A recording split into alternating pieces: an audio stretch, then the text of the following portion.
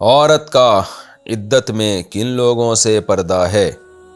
کیا عورت کا عدت کے دوران بھتیجے سے بھی پردہ ہوتا ہے؟ نیز کے ان کے علاوہ کن کن لوگوں سے عدت میں پردہ ہوتا ہے؟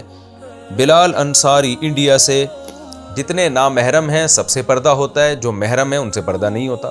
سگا بھتیجا تو محرم میں داخل ہے تو اس سے پردہ نہیں ہوتا۔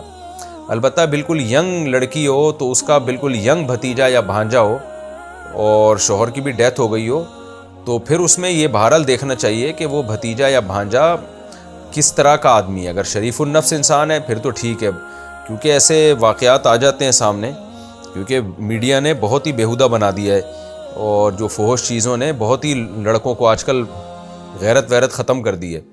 تو الحمدللہ ہمارے معاشرے میں سوسائٹی میں خیر غالب ہے، میجورٹی خراب نہیں ہے الحمدللہ، لیکن ایسے کیسز سامنے آ جاتے ہیں کہ جو ہے وہ اپنے محرم رشتوں کی طرف بھی گندی نظریں ڈال رہے ہوتے ہیں۔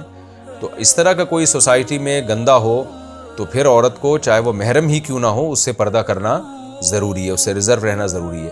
لیکن نارملی بہرحال جو محرم ہے اس سے پردہ نہیں ہوتا، اور عدت کے دوران بھی انہی سے پردہ ہوتا ہے جن سے عدت کے بعد بھی پردہ ہوگا۔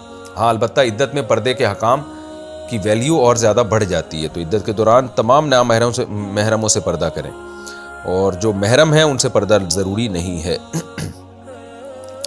کن جگہوں کی ولاگنگ کر سکتے ہیں؟ یوٹیوب پر کالج، مارکیٹ وغیرہ کی جو ولاگنگ بناتے ہیں، کیا یہ بنانا صحیح ہے؟ اس بارے میں بتا دیں۔ عبدالقادر انڈیا سے۔